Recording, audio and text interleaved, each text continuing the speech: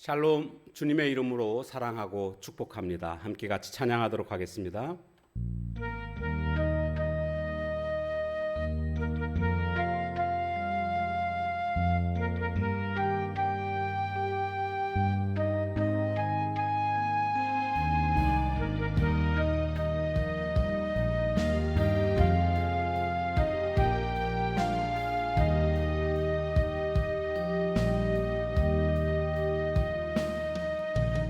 손 들고 찬양합니다. 다시 오실 왕 주 예수께 오직 주만이 나를 다스리네.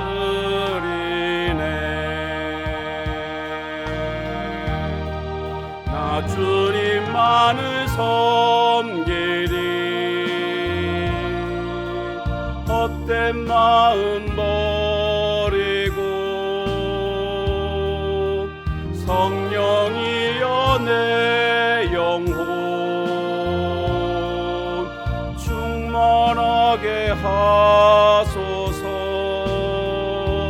주님 앞에 내 생명 드리리라.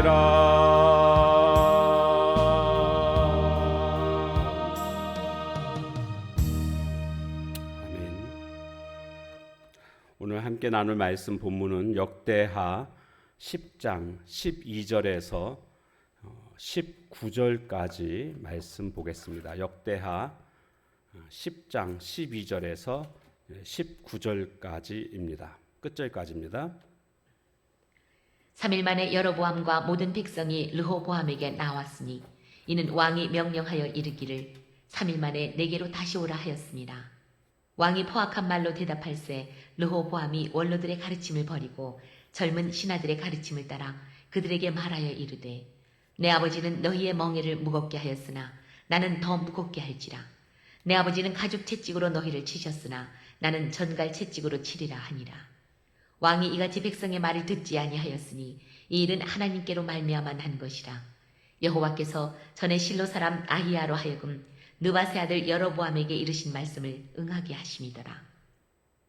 온 이스라엘은 왕이 자기들의 말을 듣지 아니함을 보고 왕에게 대답하여 이르되 우리가 다윗과 무슨 관계가 있느냐. 이새의 아들에게서 받을 유산이 없도다. 이스라엘아 각각 너희의 장막으로 돌아가라. 다윗이여 이제 너는 내 집이나 돌보라 하고 온 이스라엘이 그들의 장막으로 돌아가니라. 그러나 유다 성읍들에 사는 이스라엘 자손들에게는 르호보암이 그들의 왕이 되었더라. 르호보암 왕이 역군의 감독 하도람을 보냈더니 이스라엘 자손이 저를 돌로 쳐 죽인지라. 르호보암 왕이 급히 수레에 올라 예루살렘으로 도망하였더라. 이에 이스라엘이 다윗의 집을 배반하여 오늘날까지 이르니라. 아멘.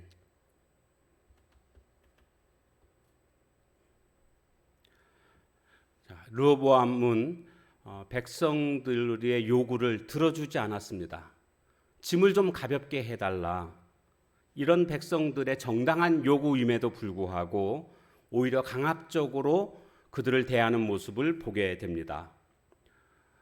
이들의 요구가, 백성들의 요구가 있을 때에 먼저 원로들에게 조언을 구했습니다.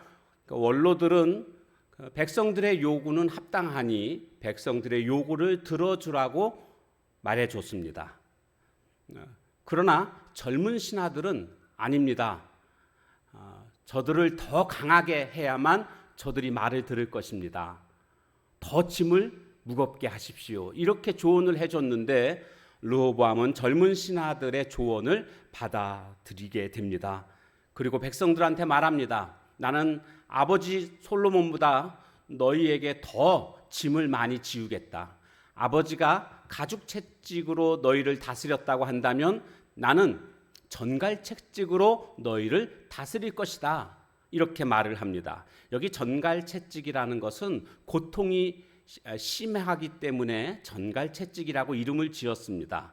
마치 전갈에게 쏘이게 되면 고통이 심한 것처럼 쏘는 듯한 아픔을 주는 채찍이라고 전갈 채찍이라고 이름을 지었는데 이것은 어떻게 생겼냐 하면 먼저 나무 막대기가 하나 있고 그 막대기 끝에 7, 8개 정도의 가죽 채찍이 매달려 있습니다. 그리고 이 가죽 채찍 끝에는 낚시바늘 같은 쇠로 된 갈고리들이 하나씩 다 달려 있습니다.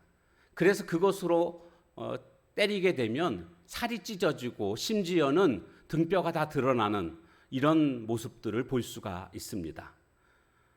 이만큼 나는 너희들에게 강하게 하겠다. 이와 같은 말을 르호보암이 하자 백성들은 우리는 다윗의 가문과 아무 상관이 없다. 우리는 당신과 함께 할 수 없다 하면서 다들 자신의 집으로 돌아가는 모습을 볼 수가 있습니다. 그 말씀이 16절 말씀입니다. 16절 이렇게 나와 있죠. 온 이스라엘은 왕이 자기들의 말을 듣지 아니함을 보고 왕에게 대답하여 이르되 우리가 다윗과 무슨 관계가 있느냐? 이새의 아들에게서 받을 유산이 없도다. 이렇게 말을 하면서 각각 장막으로 돌아가게 되는 모습을 볼 수가 있습니다. 문제는 바로 르호보암이 백성들의 말을 듣는 마음이 없었습니다.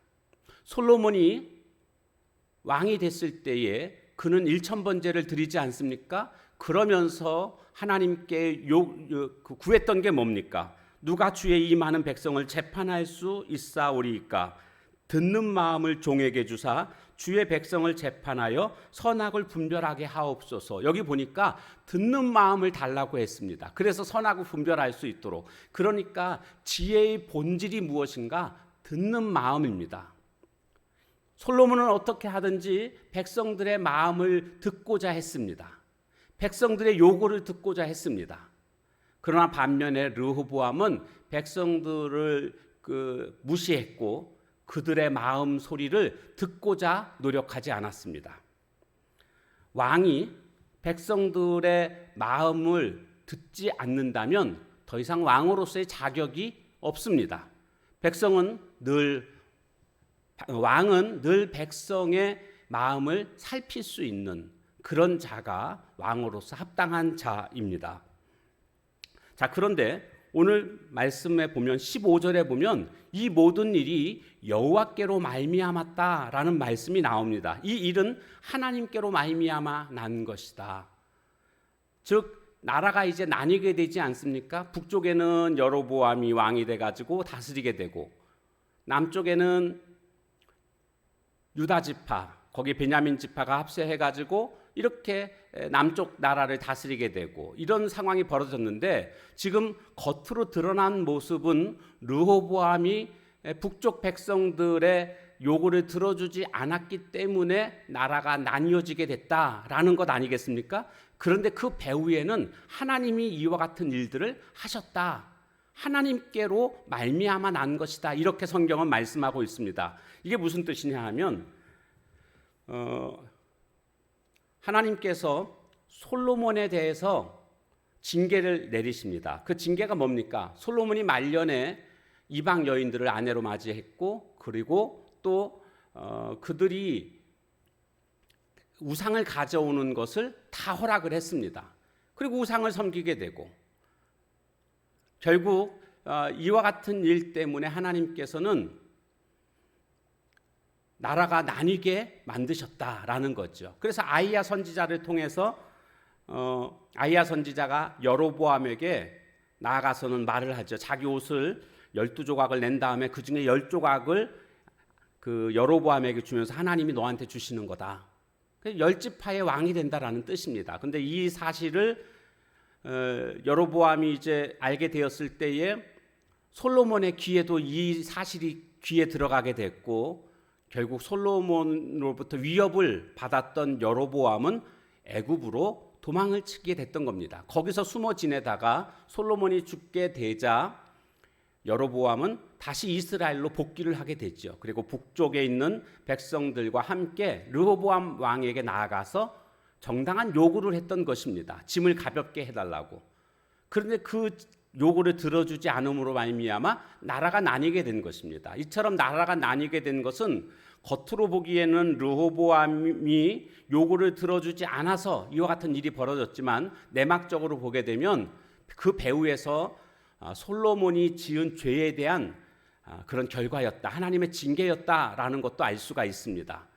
르호보암은요, 자신이 하나님의 율례와 법도를 잘 지키고 그랬으면 자기 때는 이런 일이 벌어지지 않았을 것입니다. 그런데 자기 때에 이와 같은 하나님의 징계가 임했다라는 것은 자신의 잘못된 선택으로 말미암은 것입니다. 그러니까 우리는 어떤 잘못된 일들을 생각하면서 어차피 하나님이 다 결정하신 거니까 내가 아무리 발버둥 쳐봤자 아무리 올바르게 행동해봤자 소용없어, 이렇게 생각하는 것은 신앙적인 태도가 아닙니다.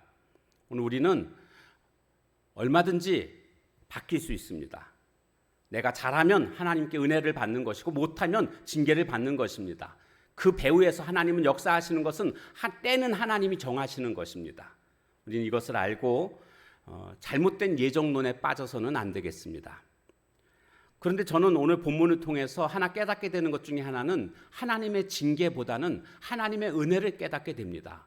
왜냐하면 원래 이 정도로 그 르호보암이 여호와의 법도와 율례를 지키지 않음으로 말미암아 하나님의 그 모든 이제 약속이 다 사라지게 되는 거거든요. 그러면 사실 완전히 왕의 자리에서 쫓겨나는 그런 모습이 돼야 마땅합니다.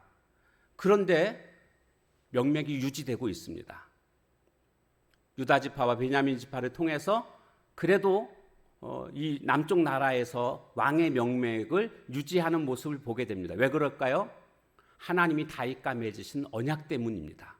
하나님은 그 언약을 지키시기 위해서 잘못하고 있는 르호보암이지만 여전히 하나님이 은혜를 베푸시고 있구나라는 것을 깨닫게 됩니다.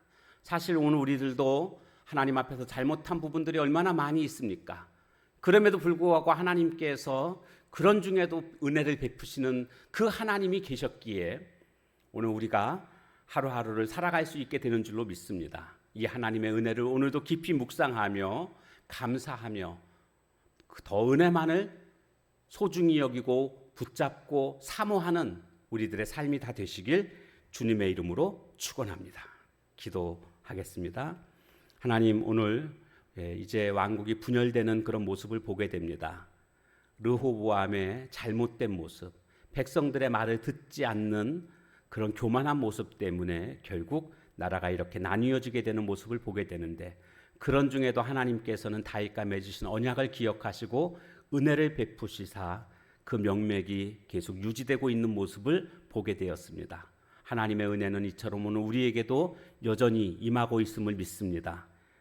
나의 죄악됨에도 불구하고 나의 부족함과 연약함에도 불구하고 여전히 하나님은 은혜를 베푸시는 하나님이심을 우리가 기억하고 더 은혜를 사모하며 은혜 가운데 거할 수 있는 저희들 되게 하옵소서. 예수님의 이름으로 감사하며 간절히 기도하옵나이다. 아멘. 주신 말씀 붙들고 기도하는 시간 갖도록 하겠습니다.